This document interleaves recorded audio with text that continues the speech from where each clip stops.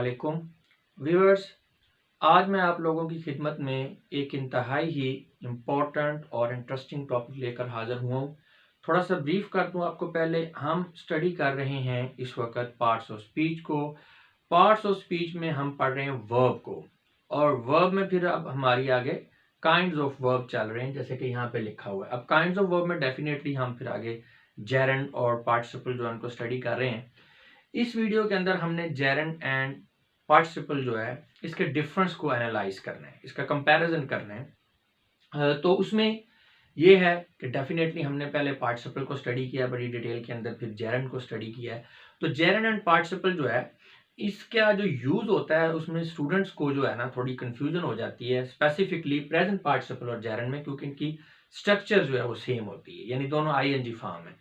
तो उसमें हमने अब यहाँ पे इंशाल्लाह इस टॉपिक के बाद इस बात को क्लियर कर लेना है कि इनकी सिमिलैरिटीज कहाँ क्या है और उनका डिफरेंस क्या है। और इंशाल्लाह इस वीडियो को देख लेने के बाद आपको दोबारा जो है ये कंफ्यूजन नहीं होगी जेरेंड और प्रेजेंट पार्टिसिपल के यूज में।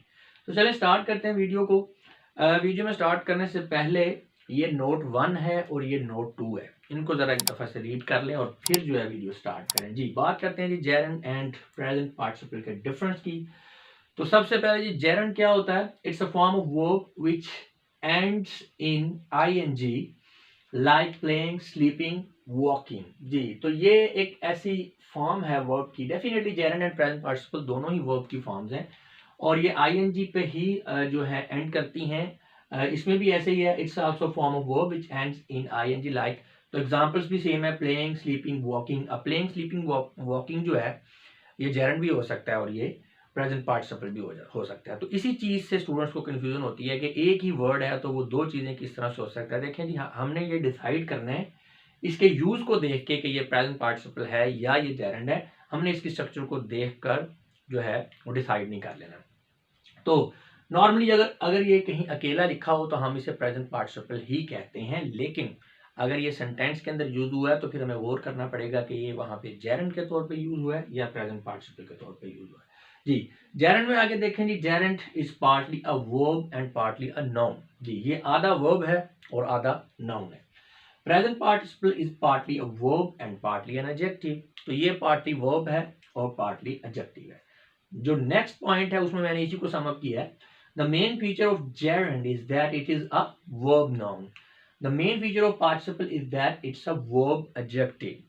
तो ये जैसे मैंने आपको स्टार्ट में कहा था कि जेरेंड एंड प्रेजेंट पार्टिसिपल ये दोनों ही वर्ब की फॉर्म्स हैं, यानी पहली बात तो ये है at first place these are verbs, लेकिन ये वर्ब के साथ साथ नाउन भी है और प्रेजेंट पार्टिसिपल जो है ये वर्ब के साथ साथ एडजेक्टिव भी है। अच्छा जी, नेक्स्ट चलते हैं। Gerund has the force of verb. अच्छा, अब हम ये आ रहे हैं कि इसको हम वर्ब नाउन क्यों कहते हैं और इसको वर्ब एडजेक्टिव क्यों कहते हैं। Gerund has the force of verb because it takes an object with it like a verb। हाँ जी, अब ये वर्ब क्यों है? क्योंकि जेरंड अपने साथ एक ऑब्जेक्ट लेता है, ठीक है, आखिर में। तो अब ऑब्जेक्ट लेना बेसिकली ये वर्ब की क्वालिटी है। तो अगर जेरंड जो है ये अपने साथ ऑब्जेक्ट ले रहा है लाइक अ वर्ब, तो इसका मतलब है ये वर्ब की तरह बिहेव कर रहा है या इसके अंदर वर्ब की फोर्स है। Whereas it has the force of a noun also because it functions as an object and subject। तो अब हम इसे नाउन क्यों कहते हैं? नाउन इसलिए कहते हैं कि ये सब्जेक्ट एंड ऑब्जेक्ट के तौर पे भी यूज होता है सेंटेंसेस के अंदर। और आपको पता है कि सब्जेक्ट या ऑब्जेक्ट जो होते हैं ये नाउन होते हैं या आप कह सकते हैं कि प्रोनाउन होते हैं। तो उसमें अब चूंकि ये सब्जेक्ट और ऑब्जेक्ट के तौर पे भी यूज होता है तो इसलिए ये इसमें फोर्स है नाउन की। इसके अलावा एक और चीज भी है, and is govern by a verb और प्रपोजिशन। तो ये प्रपोजिशन या गवर्न जो है वर्ब उनके थ्रू ये गवर्न भी होता है। डेफिनेटली प्रपोजिशन या वर्ब जो है जब वो किसी ऑब्जेक्ट को ही गवर्न करते हैं। तो इन शॉर्ट आप कह सकते हैं ये ऑब्जेक्ट अपने साथ लेता है तो ये जो है उस सेंस में ये वर्ब है, और ये जो है ऑब्जेक्ट एंड सब्जेक्ट के तौर पे यूज होता है तो इसलिए ये नाउन है। इसे वर्ब और इसे प्रपोजिशन गवर्न करते हैं इसलिए ये नाउन है। अगर हम प्रेजेंट पार्टिसिपल की बात करें तो इसे क्यों हम वर्ब एडजेक्टिव कहते हैं जी? Present participle also has the force of a verb in taking an object similar to a verb। हाँ जी, इसमें भी यही है कि ये अपने साथ ऑब्जेक्ट लेता है वर्ब की तरह, तो इसमें फोर्स है वर्ब की। Whereas it has the force of an adjective also because it qualifies a noun or pronoun। हाँ जी, अब इसे हम एडजेक्टिव क्यों कहते हैं कि ये नाउन या प्रोनाउन को क्वालिफाई कर रहा होता है। अब नाउन या प्रोनाउन डेफिनेटली सेंटेंस के अंदर ये सब्जेक्ट होते हैं, ऑब्जेक्ट होते हैं, यानी जो भी आपका सब्जेक्ट है या ऑब्जेक्ट है या वो नाउन होगा या प्रोनाउन होगा, तो अब इन्हें इसे वर्ब इसलिए कहते हैं, ये भी ऑब्जेक्ट लेता है, और ऑब्जेक्टिव इसलिए कहते हैं कि ये सेंटेंस के अंदर किसी नाउन को प्रोनाउन को या इन शॉर्ट आप कह सकते हैं सब्जेक्ट या ऑब्जेक्ट को ये क्वालिफाई कर रहा होता है, तो इसलिए हम इसे एडजेक्टिव कहते हैं। अच्छा जी, इसमें भी ब्रीफली चल रहे हैं क्योंकि हम कर रहे हैं इनका कंपैरिजन। अगर आपको जेरंड एंड प्रेजेंट पार्टिसिपल में कंफ्यूजन है थोड़ी सी, तो इनकी फॉर्मेशन, इनकी टाइप्स, इसको डिटेल में आपको समझना पड़ेगा। ये वीडियो उसी लोगों को बेनिफिट देगी, उन लोगों को जिनको इनकी बेसिक्स का पता है। जस्ट हम इसमें एक ओवरव्यू ले रहे हैं चीज़ों का ना, तो थोड़ा मैंने रिवाइज भी करने की कोशिश की है। ये मैंने नोट्स जो ऊपर लिखे हैं इसलिए लिखे हैं, इनको भी ज़रा जहन में रखें। अच्छा जी, अब हम इनकी एग्जाम्पल्स को देखते हैं तो बिल्कुल क्लियर हो जाएगा। Examples of gerund as noun. जी, अब जेरंड एज अ नाउन कैसे यूज होता है ये देखें। Ali is fond of playing cricket, Nida start of swimming, Majid dislikes weeping. अब यहाँ पे प्लेइंग, स्विमिंग एंड वीपिंग ये आईएनजी फॉर्म है, ठीक है, वर्ब की।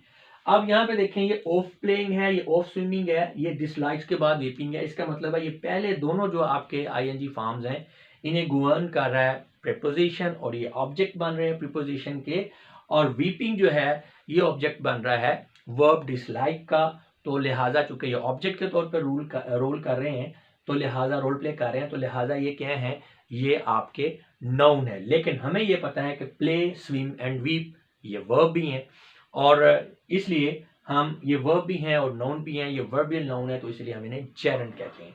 ये मैंने लिख भी दिया है। It is observe in all the sentences above that the ING form of verb gerund, यानी कि जेरंड जो है acting an object of verb or preposition, यानी ये एक नाउन के तौर पर रोल प्ले कर रहे हैं, तो इसीलिए फिर हम इन्हें जो है ये वर्बियल नाउन है, यानी कि ये जेरंड है। इसमें देखें, playing cricket, Ali went to sleep, swimming along the beach, Nida start, Majid went away weeping.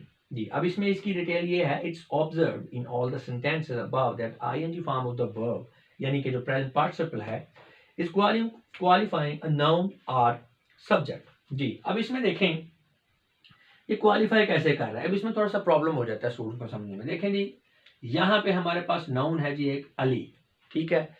अब प्लेइंग क्रिकेट, अब क्रिकेट कौन खेल रहा है, अली खेल रहा है, तो बेसिकली जो प्लेइंग क्रिकेट है ये अली को ही क्वालिफाई कर रहा है कि अली क्रिकेट खेलते हुए, ठीक है, सोने चला गया।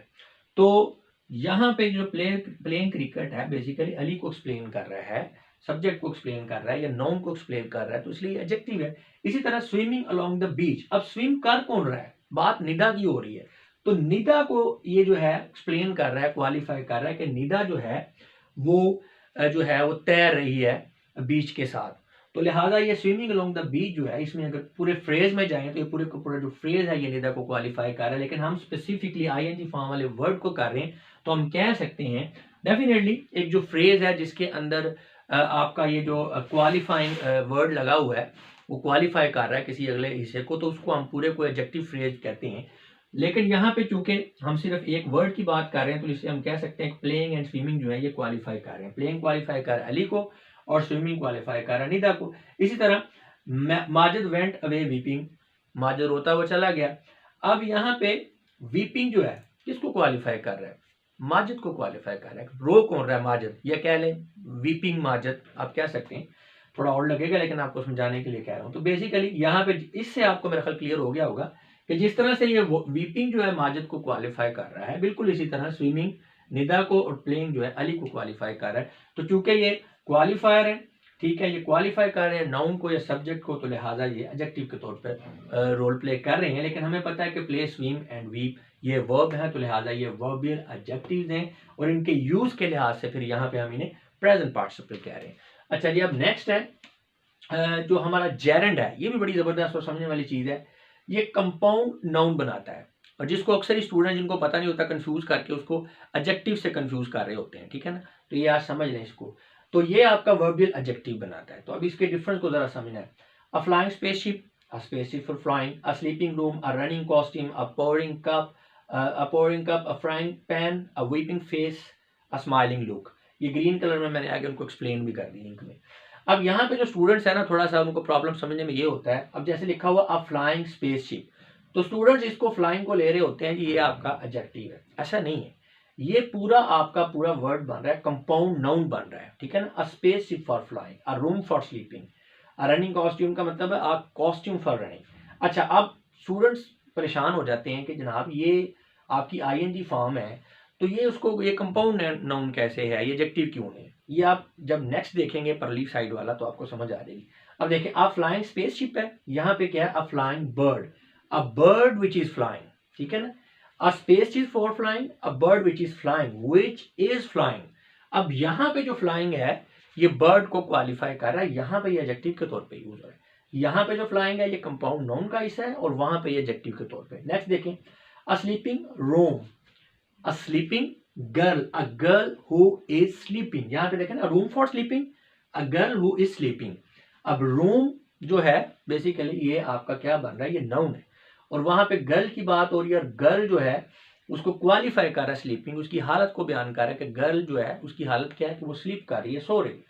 तो इसी तरह बाकी में भी ऐसे ही, जैसे रनिंग कॉस्ट्यूम है, वहां पे रनिंग बॉय है, पोरिंग वर्कर है, फ्राइंग मैन है, वीपिंग चाइल्ड है, स्माइलिंग लेडी है। तो वो सारे यहाँ पे आईएनजी वाले वर्ड ये भी वही हैं, ये भी वही हैं, लेकिन ठीक है ना, flying, sleeping, running, pouring, flying, weeping, smiling, यहाँ भी वही वर्ड्स हैं, वहां पे भी वही वर्ड्स हैं। फर्क यहाँ पे जो कंपाउंड नाउन के तौर पे यूज हुए, वहां पे एडजेक्टिव के तौर पे यूज हो रहे हैं। वजह वजह ये है, वजह बड़ी इंटरेस्टिंग है। देखें जी, सिंपल सी बात है, आपकी आईएनजी वाली फॉर्म के साथ अगर तो कोई बेजान चीज है, इन एनिमेट जो है ऑब्जेक्ट है, इट मीन्स कि ये आपकी बात हो रही है कंपाउंड नाउन की। अगर आपका जो है आईएनजी फॉर्म है उसके साथ कोई लिविंग ऑब्जेक्ट है तो फिर वो एडजेक्टिव है। बस यही इसका डिफरेंस है और बड़ा सिंपल सा है, लेकिन जिसको नहीं पता तो वो कंफ्यूज रहता है इसमें कि यार यहाँ पे वही स्लीपिंग है, उधर भी स्लीपिंग है, यहाँ पे आप इसे कंपाउंड कह रहे हैं, वहां पे आप इसको एडजेक्टिव क्यों कह रहे हैं। लेकिन हमें ये पता है कि फ्लाई, स्लीप, रन, पोर, फ्राई, वीप, स्माइल ये सारे वर्ब्स हैं, तो इसलिए फिर हम इन्हें सिंपल एडजेक्टिव नहीं कहेंगे, हम इन्हें क्या कहेंगे, वर्बियल एडजेक्टिव, या सिंपली हम इन्हें क्या कहेंगे, प्रेजेंट पार्टिसिपल। इसी तरह यहाँ पे भी ये आपके जो है कंपाउंड नाउन है, ठीक है, क्योंकि यहाँ पे स्पेसशिप तो नाउन है लेकिन फ्लाइंग जो आईएनजी फॉर्म है, वर्ब है फ्लाई, तो लिहाजा इसको पूरे को फिर हम कंपाउंड नाउन कह रहे हैं। तो यहाँ पे मैंने नोट भी लिख दिया है, इसको भी जरा पढ़ लें। On both sides in each example above one word is common in each combination of the two words but the second one is different. वही वाली बात कि पहले वर्ड सेम है, सेकंड डिफरेंट है, और जो सेकंड डिफरेंट है उसी की बेस पे आप आइडेंटिफाई कर रहे हैं कि यहाँ पे ये कंपाउंड नाउन है या ये प्रेजेंट पार्टिसिपल है। When an ing form of the verb precedes an inanimate thing, it forms a compound noun, i.e. so it acts as a gerund। जी ये मैंने आपको बता दिया है। When an ing form of the verb precedes a person or living thing, it forms a verbial adjective and so acts as a present participle। जी ये बात भी मैंने आपको बता दी है कि जब जो ing फॉर्म है वो किसी बेजान चीज से पहले है तो वो जेरंड है, अगर जानदार चीज से पहले है तो वो प्रेजेंट पार्टिसिपल है क्योंकि उसको क्वालिफाई कर रहे हैं। अच्छा, यही जो हमारे वर्ड्स हैं इनको जरा सेंटेंसेस में भी यूज करके देख लेते हैं ताकि मजीद आपको क्लैरिटी आ जाए, क्योंकि बाद लोग इस चीज को तो समझ जाते हैं सेंटेंसेस के अंदर, क्योंकि थोड़ा सा डिफरेंट आ जाता है यूज में तो वहां से भी कंफ्यूज हो सकते हैं। देखें जी, इसमें तो कोई प्रॉब्लम नहीं है। They're sitting in a flying spaceship, sleeping room, running costume, frying pan, ये तो सिंपल है वैसे ही है। यहाँ पे थोड़ा सा आपको प्रॉब्लम आ सकता है, इसको देख लें। We saw a bird flying in the sky. अब यहाँ पे फ्लाइंग बर्ड है तो जरूरी तो नहीं है ना कि वहां पे आप सेंटेंस के जो सेंस है उसके लिहाज से फ्लाइंग बर्ड ही हो। जैसे आप कह सकते हैं आई सा फ्लाइंग बर्ड, तो फिर तो बात ठीक है, फ्लाइंग पहले आ सकता है, लेकिन सेंटेंस इस तरह से भी हो सकता है, we saw a bird flying in the sky, a flying bird, वही वाली बात होगी। I met a man sleeping in the room, तो ये वही हो गया जो है अ स्लीपिंग मैन, कहाँ गया, a girl who is sleeping, the man who is sleeping. A boy was running in the ground, तो basically a running boy। We saw a man frying chips in the pan, a frying man। अब यहाँ पे ना इसको देखें, I met a man sleeping in the room। अब यही बात आपको यहाँ से बड़ी अच्छी तरह से क्लियर हो जाएगी क्योंकि अब ये अलहदा हो गया। अब यहाँ पे एक रूम है, एक आपका मैन है। अब ये रूम जो है स्लीपिंग, ये किसको क्वालिफाई कर रहा है, ये जरा गौर करें, ये रूम को क्वालिफाई नहीं कर रहा, ये मैन को क्वालिफाई कर रहा है कि आदमी सो रहा है। इसी तरह अब boy was running in the ground, अब रनिंग जो है ये किसको क्वालिफाई कर रहा है, ग्राउंड को कर रहा है, बॉय को कर रहा है, बॉय को कर रहा है, ठीक है। इसी तरह ऐसा मैन फ्राइंग चिप्स। अब ये देखें ना, यहाँ पे बड़ा इंटरेस्टिंग है। अब फ्राइंग चिप्स, अब फ्राइंग जो है ये चिप्स को कर रहा है क्वालिफाई या ये कर रहा है आदमी को। अगर फ्राइंग चिप्स जो है अलहदा अकेला को लिखा हो तो शायद आप कह सकते हैं कि ये जो फ्राई का वर्ड है चिप को कर रहा है, चिप्स को क्वालिफाई कर रहा है, लेकिन यहाँ पे सेंटेंस की सेंस में जाए फ्राइंग चिप्स के साथ लगा हुआ है, लेकिन ये क्वालिफाई चिप्स को नहीं कर रहा है। ये किसको कर रहा है? मैन को। मैन फ्राई कर रहा है चिप्स को, तो लिहाजा फ्राइंग अ फ्राइंग मैन। तो मेरा ख्याल है अभी आपको बड़ा क्लियर हो चुका होगा कि क्या डिफरेंस होता है जी जेरेंड का और प्रेजेंट पार्टिसिपल का और उनकी स्ट्रक्चर, जो ये सारा मैंने डिटेल में बताने की कोशिश की है। अच्छा जी, ये तो इसका बेसिक डिफरेंस था, इसमें अभी और भी एडवांसमेंट है। नेक्स्ट जो वीडियो है पार्ट 2, उसमें हम इसका एडवांस जो है डिफरेंस, उसमें हम फ्रेज एंड क्लॉज वाइज इसका जो है ना एनालिसिस करेंगे। तो अगर आपको ये नहीं पता होगा तो डेफिनेटली वो ज़रा थोड़ी सी कॉम्प्लेक्स है, तो वो आपको उसको नहीं समझ पाएंगे। तो इसको आपने समझ लिया है, तो अब नेक्स्ट टाइम मूव करेंगे जी पार्ट 2 जो है इसका एडवांस लेवल जो है जेरेंड एंड पार्टिसिपल के डिफरेंस का।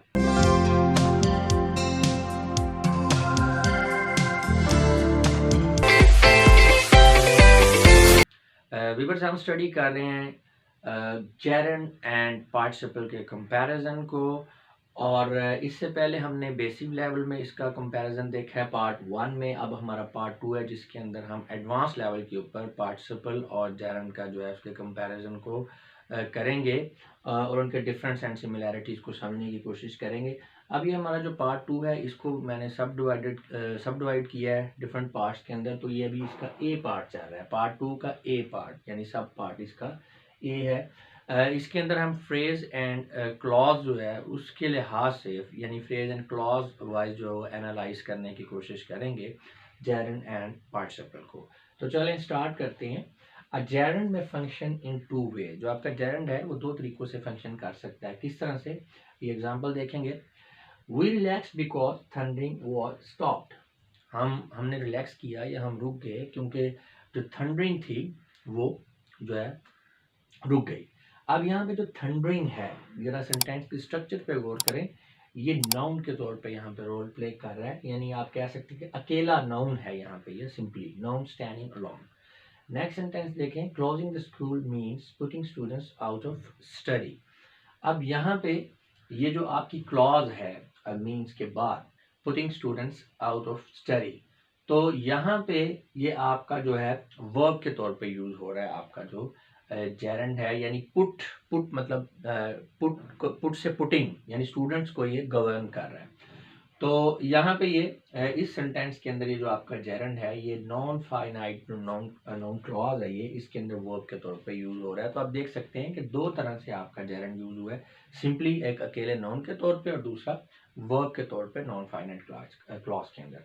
अच्छा, इसी तरह अगर हम पार्टिसिपल को देखें, सिमिलरली अ पार्टिसिपल में आल्सो फंक्शन इन 2 वेज। तो पार्टिसिपल जो है ये भी 2 तरह से फंक्शन करेगा। जैसे 3 girls were trapped in the blazing room. अब ब्लेजिंग बेसिकली रूम को क्या कर रहा है, क्वालिफाई कर रहा है, तो लिहाजा ये एडजेक्टिव है। लेकिन ब्लेज चूंकि वर्ब भी है तो लिहाजा ये जो ब्लेजिंग है ये वर्बियल एडजेक्टिव के तौर पे यहाँ पे रोल प्ले कर रहा है।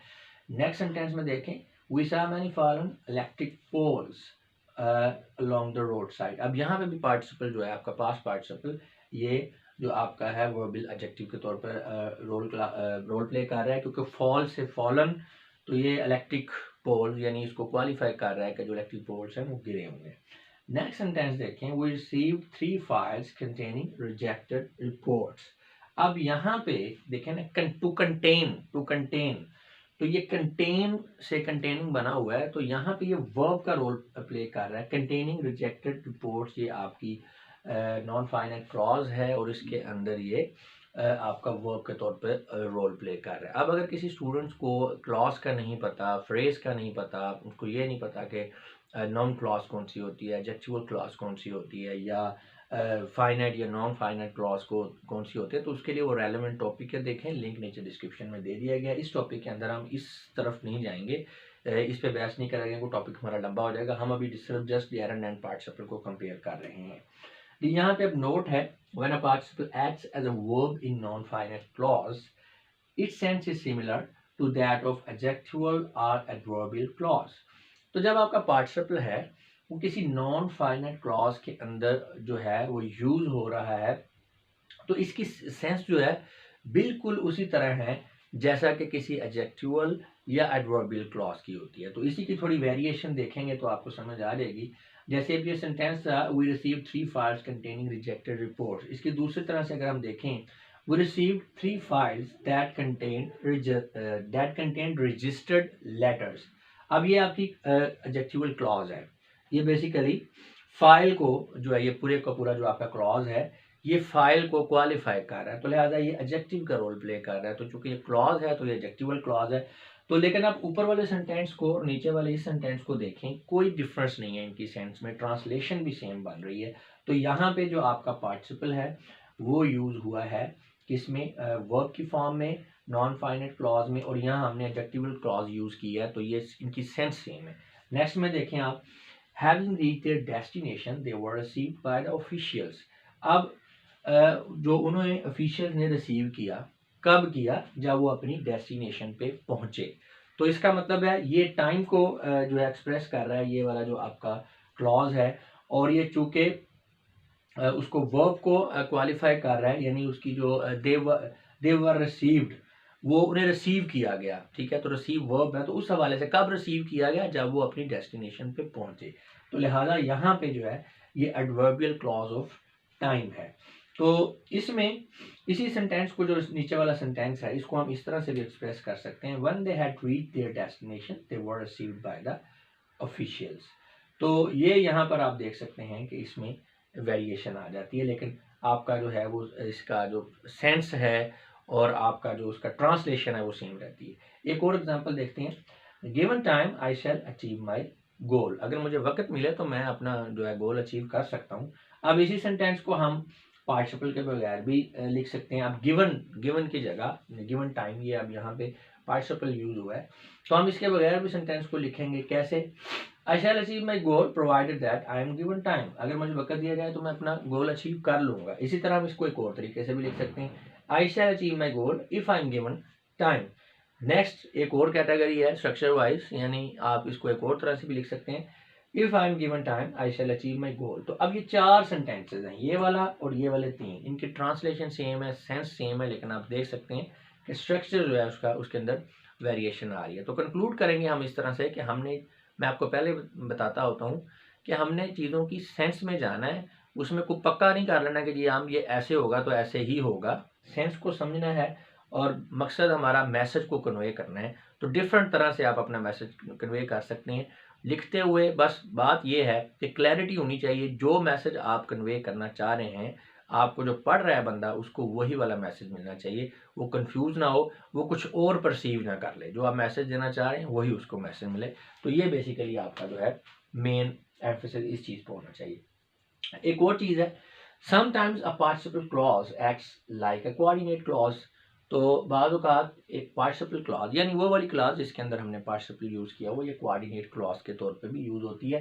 एग्जांपल देखेंगे तो school building fell on ground narrowly missing a group of students. अब नैरोली यहाँ पे चूँकि यूज़ हुआ है पार्टिसिपल के तौर पे, तो ये आपकी पार्टिसिपल क्लॉज बन जाती है, narrowly missing a group of students.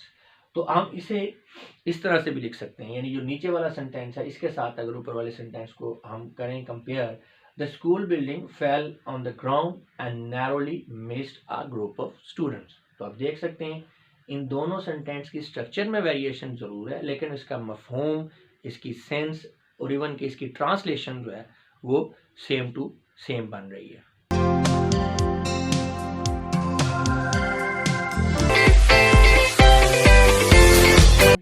Viewers, हम स्टडी कर रहे हैं जेरेंड एंड पार्टिसिपल के कंपैरिजन को, और इस सिलसिले में ये हमारी वीडियो है जी पार्ट 2B, जिसके अंदर हम ये जानने की कोशिश करेंगे कि पार्टिसिपल और जेरेंड की फॉर्म्स कौन कौन सी होती हैं, और इस सिलसिले में जेरेंड एंड पार्टिसिपल के दरमियान क्या फ़र्क पाया जाता है, क्या सिमिलैरिटीज़ हैं।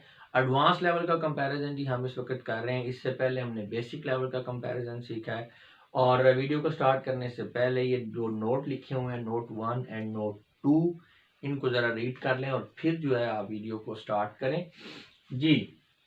Forms of gerund and participle, students must keep note of that there are two basic forms of participle, present participle and past participle. जी हम जानते हैं कि जो हमारा पार्टिसिपल है उसकी दो ही बेसिक फॉर्म्स हैं, present participle and past participle. दो इसलिए कि जो बाकी फॉर्म्स हैं उन्हें हम ड्राइव करते हैं इन दो फॉर्म्स से। However, these two basic forms combine in different combinations to form a total 5 forms of participle. जी ये जो हमारी दो forms हैं ये different combinations के अंदर combine करती हैं, आपस में मिलती हैं और 5 forms बनाती हैं जी participle की। Below are given are the 5 forms of participle along with their equivalent gerund forms. तो यहाँ पे अब हम डिस्कस करेंगे जी इन पांचों फॉर्म्स को पार्टिसिपल की और साथ हम इनका कंपैरेटिव एनालिसिस देंगे जेरंड के साथ, यानी जो इनकी इक्विवेलेंट काउंटर फॉर्म्स होंगी पार्टिसिपल के लिहाज से उनको भी एक्सप्रेस करेंगे, या इन शॉर्ट हम कहेंगे कि पार्टिसिपल और जेरंड का हम कंपैरिजन करेंगे इनकी फॉर्म्स के हवाले से। जी तो बात करते हैं जी पार्टिसिपल की। तो पार्टिसिपल में सबसे पहले है जी प्रेजेंट पार्टिसिपल। तो प्रेजेंट पार्टिसिपल जो है स्पेलिंग गलत हो गया, PRESENT, present participle. Present participle में जी selecting his tools for work, the worker became satisfied that he was right in his selection.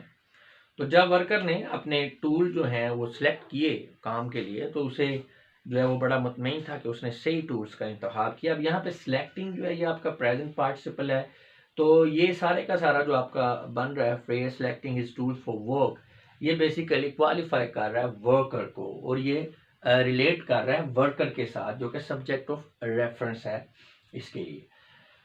Seen through the window, the scene is not as visible as viewers generally suppose. अब ये past participle है seen, और यहाँ भी seen through the window जो है ये scene के साथ जो है रिफर कर रहा है, उसको क्वालिफाई कर रहा है। सीन यहाँ पे सब्जेक्ट ऑफ रेफरेंस है इस फ्रेज के लिए और ये आपका एडजेक्टिवल फ्रेज है।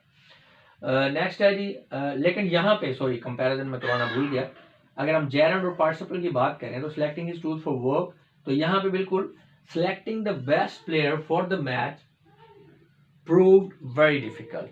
अब यहाँ पे वर्ड सेम ही है, वो भी सिलेक्टिंग है वो भी सिलेक्टिंग है, लेकिन वो प्रेजेंट पार्टिसिपल है और ये आपका जेरंड है। जेरंड इसलिए है क्योंकि यहाँ पे सेंटेंस के अगर सेंस में जाएं तो यहाँ पे सिलेक्टिंग जो है ये क्या कर रहा है, सब्जेक्ट का रोल प्ले कर रहा है और सब्जेक्ट आपको पता है कोई नाउन ही हो सकता है। तो जेरंड चूंकि वर्बल नाउन है वो आपका वर्बल एडजेक्टिव है, तो वहाँ पे देख सकते हैं कि जो selecting his tools for the work ये क्वालिफाई कर रहा है, एडजेक्टिव का रोल प्ले कर रहा है और यहाँ पे ये आपका जो सिलेक्टिंग है नाउन का रोल प्ले कर रहा है क्योंकि यहाँ पे एज एन सब्जेक्ट यूज हुआ है।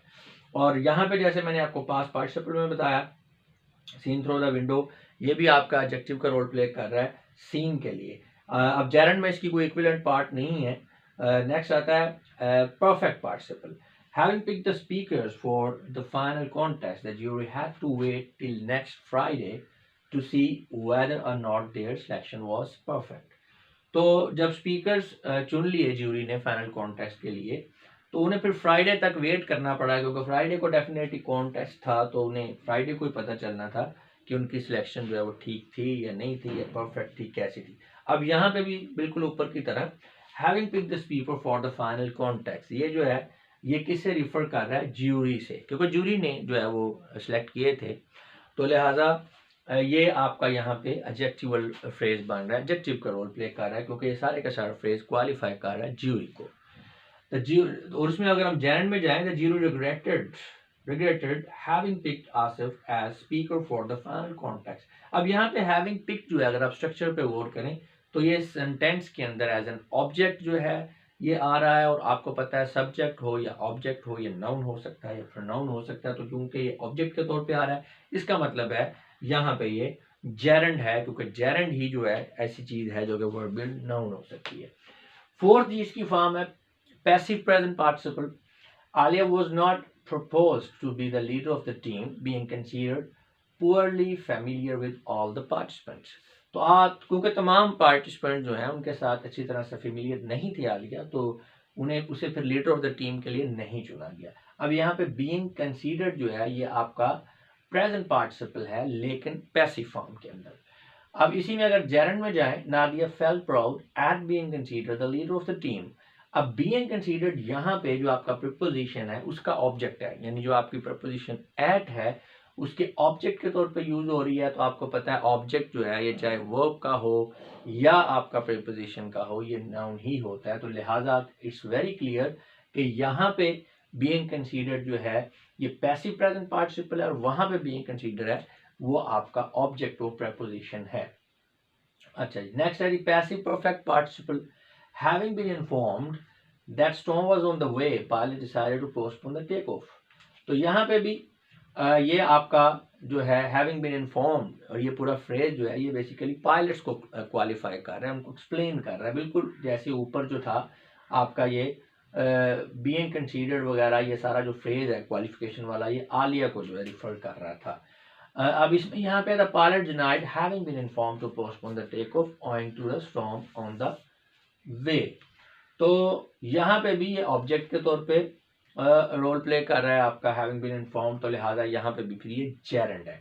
तो इसमें आपने जो चीज़ याद रखने वाली रखनी है, जो कि पहले भी डिस्कस होती रही है इनकी फॉर्मेशंस के दौरान पार्टिसिपल और जेरेंड की, और पिछली जो बेसिक कंपैरिजन वाली वीडियोस थी उनमें भी, वो ये है कि it may be observe that in all the sentences about the participle is always related to a noun, subject of reference or subject of main clause, because it is a rule that a participle must always have a proper subject of reference because it's a verb adjective, and being a verbal adjective it must be attached to some noun or pronoun.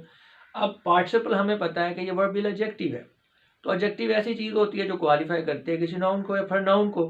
it means अब sentence में अगर कोई noun ही नहीं है तो फिर adjective किस लिए? डेफिनेटली कोई ना कोई नाउन होगा, कोई सब्जेक्ट ऑफ रेफरेंस होगा, तो जिसे आपका एडजेक्टिव जो है वो क्वालिफाई करेगा ना। तो लिहाजा आपका जो पार्टिसिपल है जो आपका वर्बियल एडजेक्टिव होता है, इसका हमेशा कोई ना कोई सब्जेक्ट ऑफ रेफरेंस होता है जो कि नाउन होता है। तो इसलिए यहाँ पे आप ये पांचों की पांचों एग्जांपल्स में साथ साथ बताता भी रहा हूँ कि इन सब में जो आपका पार्टिसिपल है वो रिफर कर रहा होता है किसी सब्जेक्ट ऑफ रेफरेंस को। जैसे कि यहाँ पे सिलेक्टिंग जो है ये वर्कर के लिए है, सीन के लिए है, having picked the speaker for the final context ये ज्यूरी के लिए है, और यहाँ पे ये बीइंग कंसीडर्ड आलिया के लिए है, और इसी तरह हैविंग बीन इन्फॉर्म्ड जो है ये पायलट्स के लिए है।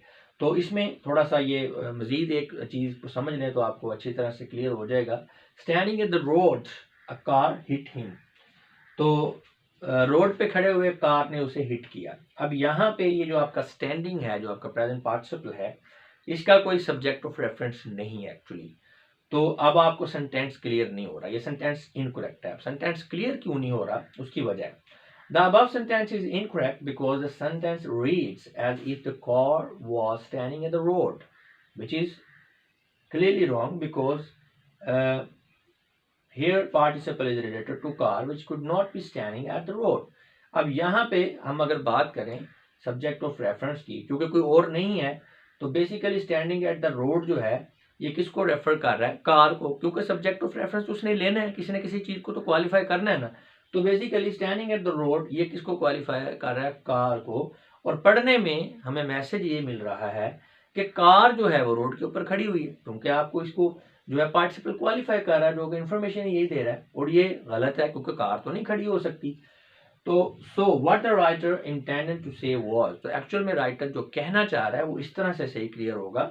Standing at the road he was hit by the car. अब basically he was hit by the car, तो ये अब प्रॉपर सब्जेक्ट ऑफ रेफरेंस जो है वो मिल गया है किसको? प्रेजेंट पार्टिसिपल को रिफर करने के लिए। तो यहाँ पे अब ये क्वालिफाई कर रहा है किसको? ही को। डेफिनेटली कोई नाउन होगा या प्रोनाउन होगा, तो यहाँ पे प्रोनाउन है। तो यहाँ मैसेज बिल्कुल आपको क्लियरली मिल रहा है कि बंदा जो है वो रोड के ऊपर खड़ा हुआ था और उसे कार आके टकरा गई।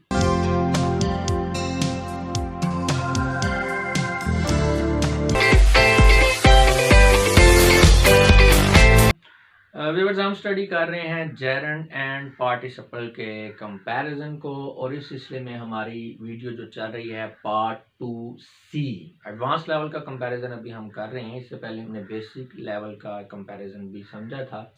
तो पार्ट 2C में हम समझने जा रहे हैं participles without subject of reference. ऐसे कौन से पार्टिसिपल्स हैं जो कि यूज होते हैं एक सब्जेक्ट ऑफ रेफरेंस के बगैर?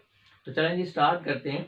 According to rules a participle must always have a proper subject of reference. हाँ ये तो हमें पता है कि जो आपका पार्टिसिपल है उसका कोई ना कोई सब्जेक्ट ऑफ रेफरेंस लाजमी होगा, क्योंकि वो एडजेक्टिव है, एडजेक्टिव का रोल प्ले कर रहा है, तो एडजेक्टिव किसी न किसी जो है सब्जेक्ट को यानी नाउन या प्रोनाउन को ही जो है वो क्वालिफाई कर सकता है।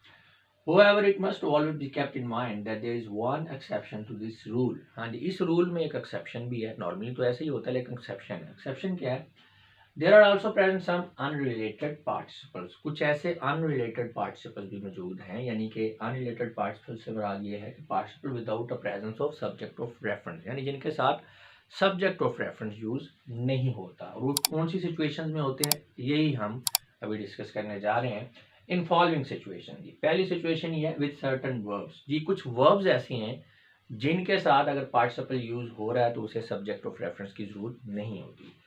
With certain verbs when the subject of reference is felt to be the indefinite pronoun one, यानी ज़रूरत इसलिए नहीं होती कि वो इम्प्लाइड होता है, यानी जनरल सेंस में बात हो रही है तो जो आपका सब्जेक्ट ऑफ रेफरेंस है उसे आप महसूस कर सकते हैं कि किसी ने तो बात की है ना, आपको स्पेसिफिक नहीं है, जनरली किसी ने बात की है, आपका प्रोनाउन इनडेफिनेट है, नाउन सब्जेक्ट इनडेफिनेट है, यानी कि जैसे हम कहते हैं कि किसी ने कोई बात की, इफ वन सेज, ठीक है, तो वन के तौर पे ये आ रहा होगा। अभी एग्जांपल देखेंगे तो क्लियर होगा। रफली speaking the ceremony will start in 2 hours। अब रफली स्पीकिंग ये आपका पार्टिसिपल है, इसका कोई प्रॉपर सब्जेक्ट ऑफ रेफरेंस दिखने में नजर नहीं आ रहा, लेकिन इम्प्लाइड है, फील हो रहा है, बेसिकली जनरली बात की जा रही है, तो इसका जो सब्जेक्ट ऑफ रेफरेंस है वो वन है, जिसे कि हमने लिखा नहीं है, वो स्ट्रक्चर के लिहाज से वो बनता नहीं है यहाँ पे लिखना। यानी अगर हम इसको इस तरह से लिखें, इफ वन स्पीक्स रफली the ceremony will start in 2 hours, तो ये बेसिकली इन दोनों सेंटेंसेस का मीनिंग एक ही है। तो आप यही समझ लें कि ये सेंटेंस है, ये वाला सेंस है, उसको हमने इस तरह से लिख लिया, ठीक है। तो वन जो है आपका ये इम्प्लाइड यानी इनडेफिनेट प्रोनाउन है, जनरल सेंस में बात हो रही है, इसलिए हमने यहाँ सेंटेंस के अंदर इसको नहीं लिखा। नेक्स्ट है जी इन सम स्टीरियोटाइप फ्रेजेस, कुछ आपके फ्रेजेस हैं स्टीरियोटाइप, उनके साथ भी हमें जो है ज़रूरत नहीं होती सब्जेक्ट ऑफ रेफरेंस की पार्टिसिपल के साथ, जैसा कि strictly speaking the Burj Khalifa is not situated in Paris. अब ये स्ट्रिक्टली स्पीकिंग जो है यहाँ पे ये आपका पार्टिसिपल है और इसका कोई प्रॉपर सब्जेक्ट ऑफ रेफरेंस नहीं है, तो ये भी जनरली बात हुई है, तो यहाँ पे भी वो वन वाला जो रूल ऊपर पड़ा है वो एप्लीकेबल होगा। नेक्स्ट है when the participle have the force of preposition जी, जब आपका पार्टिसिपल है उसके साथ प्रेपोजिशन की फोर्स है जो फील हो रही है, तो फिर उसे भी सब्जेक्ट ऑफ रेफरेंस की जरूरत नहीं है। जैसे regarding every problem in the office the manager was perfectly justified in taking those steps. अब यहाँ पे रिगार्डिंग के साथ उसका कोई प्रॉपर सब्जेक्ट ऑफ रेफरेंस नहीं है, उसकी वजह यह है कि इसके साथ जो है फोर्स ऑफ प्रेपोजिशन है, यानी नज़र नहीं आ रहा हमें प्रेपोजिशन, लेकिन इसके अंदर फोर्स है, यानी कि आप कह सकते हैं कि एक्चुअल में ये जो सेंटेंस नीचे लिखा गया है ये ऊपर वाला सेंटेंस नीचे वाले सेंटेंस का मफहूम दे रहा है, लेकिन इसकी स्ट्रक्चर डिफरेंट है। नीचे वाले सेंटेंस को अगर देखें, with regard to every problem in the office the manager was perfectly justified in taking those steps। अब यहाँ पे आप देख सकते हैं रिगार्ड से पहले विद है, बाद में भी टू है, इट मीन्स के रिगार्ड के साथ क्या है जी प्रेपोजिशन यूज हुई है, तो विद रिगार्ड टू की जगह हमने सिंपली कर लिया रिगार्डिंग। अब रिगार्डिंग के साथ प्रेपोजिशन तो नहीं लगा हुआ, लेकिन इसकी फोर्स है इसके अंदर प्रेपोजिशन की, क्योंकि रिगार्डिंग का जो वहाँ पे मफहूम बन रहा है वो बन रहा है विद रिगार्ड टू, तो लिहाजा इसे भी प्रॉपर सब्जेक्ट ऑफ रेफरेंस की जरूरत नहीं है।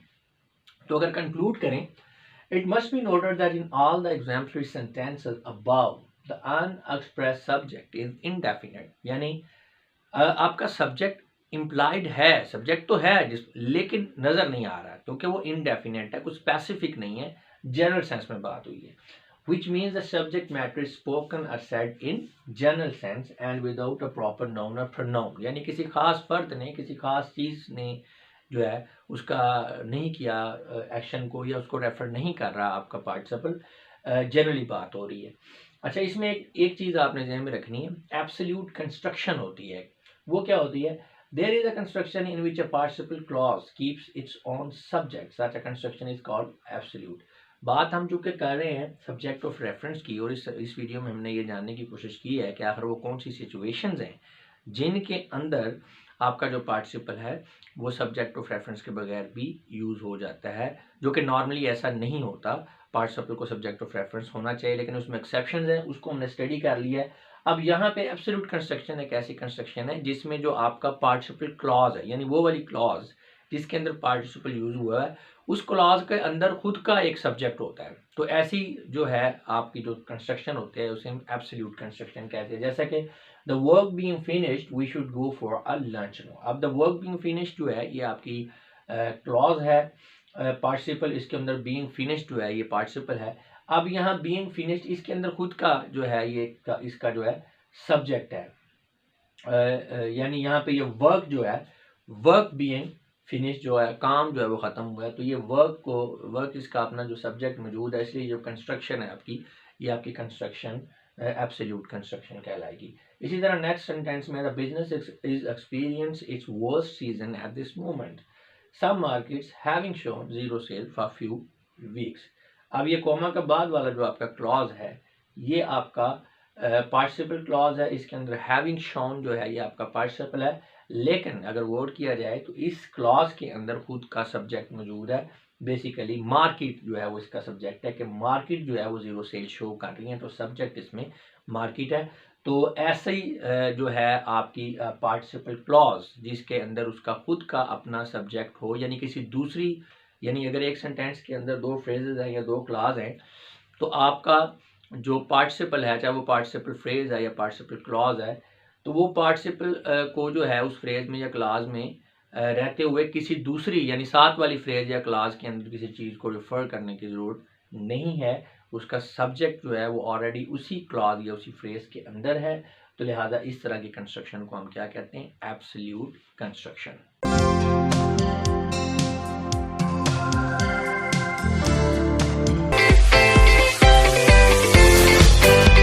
व्यूअर्स हम स्टडी कर रहे हैं जेरंड एंड पार्टिसिपल के कंपैरिजन के टॉपिक को, और इस सिलसिले में भी हमारी जो वीडियो चल रही है उसका नाम है पार्ट 2D, और इसमें हम ये जानने की कोशिश करेंगे कि हम जो हमारा नॉन फाइनाइट क्लॉज है उसे किस तरह से इंट्रोड्यूस कर सकते हैं कंजंक्शंस की मदद से।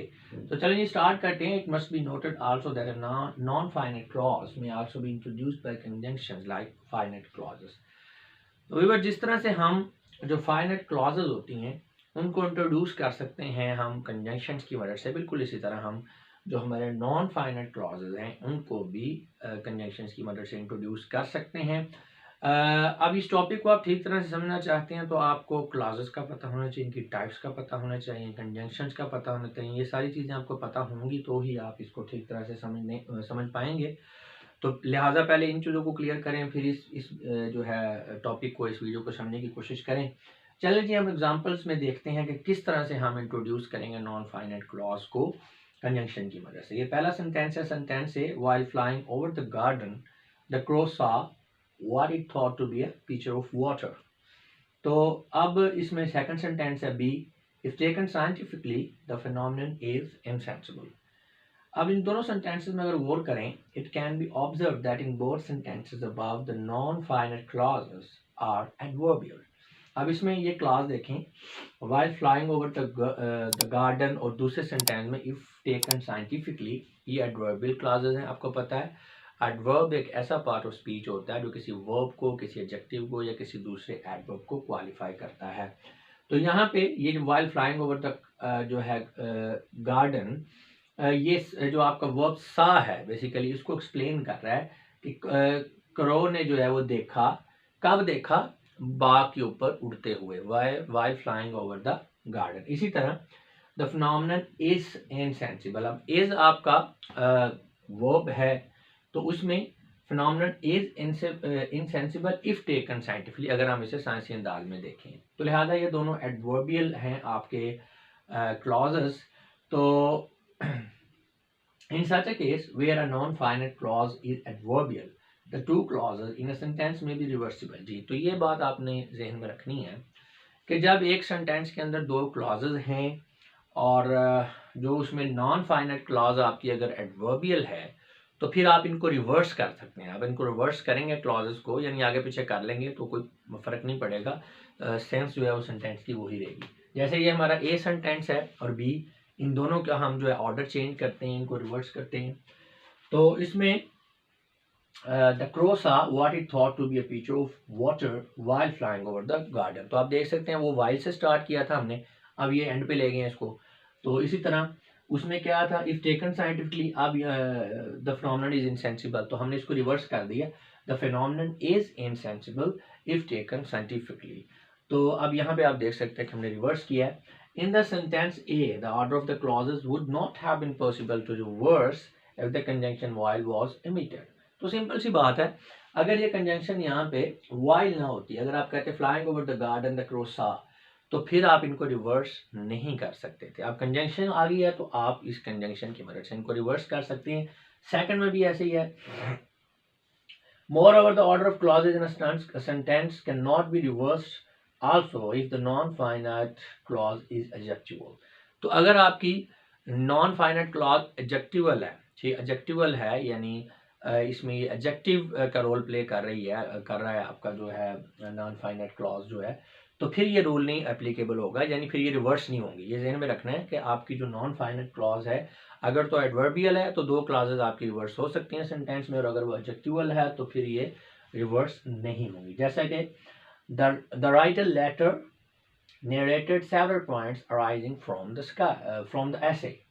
अच्छा, अब ये आप रिवर्स नहीं कर सकते इसमें। This sentence can not be written as followed, arising from the essay the writer later narrated several points। अब इसमें बेसिकली सेकंड सेंटेंस में ऐसे लग रहा है कि जैसे राइटर जो है ये ऐसे से उठा है, ऐसे से राइज हुआ है, हालांकि ऐसा नहीं है। हम ये मैसेज देना चाह रहे हैं कि ऐसे से डिफरेंट पॉइंट्स उठे हैं, राइज हुए हैं, और उन्हें जो है जो आपका राइटर है उसने नरेट किया है।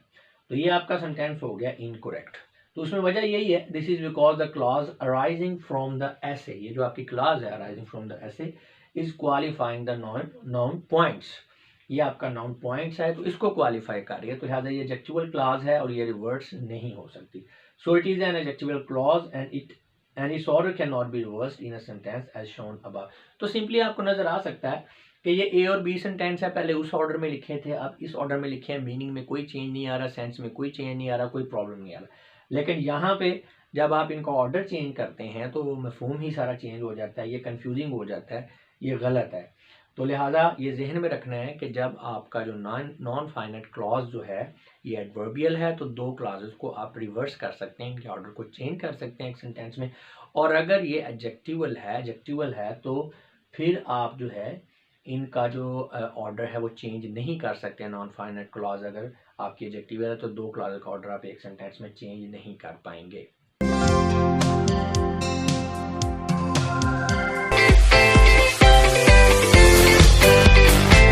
व्यूअर्स, आज मैं आप लोगों की खिदमत में हाजिर हुआ हूँ एक और प्रैक्टिस एक्सरसाइज या एक और सेल्फ टेस्ट लेकर। हमारे जो पुराने व्यूवर्स हैं उनको पता है कि किस तरह से हम काम कर रहे हैं, तो अपना काम स्टार्ट कर सकते हैं। नए लोगों को थोड़ा सा गाइड करना चाहूँगा। व्यूवर्स, हम अपने चैनल पे इंग्लिश को इस तरह से पढ़ा रहे हैं कि जब भी हम किसी टॉपिक को कवर करवाते हैं तो इस टॉपिक से रिलेटेड हम उसके आखिर में एक या एक से ज़्यादा प्रैक्टिस एक्सरसाइजेज को ज़रूर सॉल्व करवाते हैं। ये प्रैक्टिस एक्सरसाइजेज जो हैं इनका फॉर्मेट कुछ इस तरह से होता है कि ये एक आपके लिए सेल्फ टेस्ट जो है उसका किरदार अदा करती हैं, क्योंकि इसमें आंसर्स भी दिए होते हैं तो आप खुद से अपने जो क्वेश्चंस हैं उनको सॉल्व करके अपना रिजल्ट चेक कर लेते हैं। तो इसमें आपके लिए डबल बेनिफिट है जी। डबल बेनिफिट ये है, एक तो आपको प्रैक्टिस मटेरियल मिल जाता है और जो कि बहुत ज़रूरी है, प्रैक्टिस जो है वो किसी भी टॉपिक को जो है समझने के लिए। उसके बाद आपको जो है ये सेल्फ टेस्ट जब आप करते हैं तो आपकी एवेल्युएशन हो जाती है, आपका रिजल्ट आपके सामने होता है और आपको पता चल जाता है कि जो टॉपिक आपने समझा है उसका कॉन्सेप्ट आपको किस हद तक क्लियर हुआ है। तो ये बड़ा ज़रूरी है। अगर आपका रिजल्ट पुअर है तो इसका मतलब अभी आपको मज़ीद टॉपिक को समझना चाहिए और फिर आगे बढ़ना चाहिए, और अगर आपका ठीक है तो आप अगले जो है टॉपिक उस पर जा सकते हैं। तो इस स्पेसिफिक वीडियो की अगर बात करें प्रैक्टिस एक्सरसाइज की, तो अभी हमने जेरंड एंड पार्टिसिपल का जो है टॉपिक पहले किया, फिर उसके कंपैरिजन को बड़ी डिटेल के अंदर स्टडी किया। तो उस कंपैरिजन के बाद अब ये एक प्रैक्टिस एक्सरसाइज है या सेल्फ टेस्ट है। इसके अंदर ये डिफरेंट सेंटेंसेस दिए हैं, 25 क्वेश्चंस हैं। तो हर एक सेंटेंस में आपने आइडेंटिफाई करना है कि जेरंड कौन सा है और पार्टिसिपल कौन सा है, और अगर ये पार्टिसिपल है तो फिर ये किसको, यानी वो कौन सा आपका नाउन या प्रोनाउन है जिसको ये क्वालिफाई कर रहा है, और अगर ये जेरेंड है तो फिर ये किस तरह से यूज़ हो रहा है, या सब्जेक्ट के तौर पे यूज़ हो रहा है, ऑब्जेक्ट है या कॉम्प्लीमेंट है वर्ब का या प्रेपोजिशन का। तो बड़ी हेल्दी एक्सरसाइज है और बड़ा बड़ा आपको वाज़े तौर पे जो है ये बात जो समझ आ जाएगी, बड़ी क्लैरिटी आ जाएगी आपको कि जनाब आपको ये जो टॉपिक है किस हद तक आता है, जेरेंड का और पार्टिसिपल का, और इनके कंपैरिजन को आप किस हद तक समझते हैं। तो उसमें ये आपके सारे टॉपिक्स रिवाइज भी हो जाएंगे। ये प्रैक्टिकल एप्लीकेशन है, आप समझ लें कि जो आपने पहले पढ़ा है। तो उसमें जो है ये नोट 1 एंड नोट 2 दिया हुआ है। एक्सरसाइज को सॉल्व करने से पहले इनको ज़रूर पढ़ लीजिएगा। और इसके अलावा कुछ एडिशनल इन्फॉर्मेशन प्रैक्टिस एक्सरसाइजेस के हवाले से मैं आप लोगों से शेयर करना चाहता हूं, लेकिन चूंकि हर एक वीडियो में इनको रिपीट नहीं किया जा सकता, तो इसलिए मैंने नीचे एक पुरानी जो प्रैक्टिस एक्सरसाइज है उसका लिंक नीचे शेयर कर दिया है। उसके अंदर मैंने थोड़ा डिटेल के अंदर बात की है कि ये प्रैक्टिस एक्सरसाइजेज जो है इनके बनाने का मकसद क्या है, या प्रैक्टिस जो है वो क्यों ज़रूरी है इंग्लिश के लिए। वो मेरा ख्याल है अगर आप नए हैं, पहली दफ़ा इस वीडियो को देख रहे हैं, तो आपको ज़रूर उसको विज़िट करना चाहिए, आपको ज़रूर उसको सुनना चाहिए, और उसमें आपको पीछे जो कंटेंट होगा, जो एक्सरसाइज होगी, उसमें जाने की ज़रूरत नहीं है। आपने जस्ट उन बातों को समझना है जो मैं प्रैक्टिस एक्सरसाइजेज के हवाले से या प्रैक्टिस के हवाले से आपसे कर रहा हूँ। तो इस वीडियो के बाद आपका ये जो जेरेंड एंड पार्टिसिपल का जो कंपैरिजन है, ये वाला टॉपिक आपका कंप्लीट हो जाता है। तो उम्मीद करता हूँ कि आपको समझ आ गया होगा सारा इसमें कि क्या क्या चीज़ें होती हैं, और आपके सारे कॉन्सेप्ट जो अच्छी तरह से क्लियर हो चुके होंगे। अब मैं आप लोगों से इजाज़त चाहूँगा। अपना बहुत सा ख्याल रखिएगा। आपकी इस बातों का बहुत बहुत शुक्रिया। खुदा हाफिज़।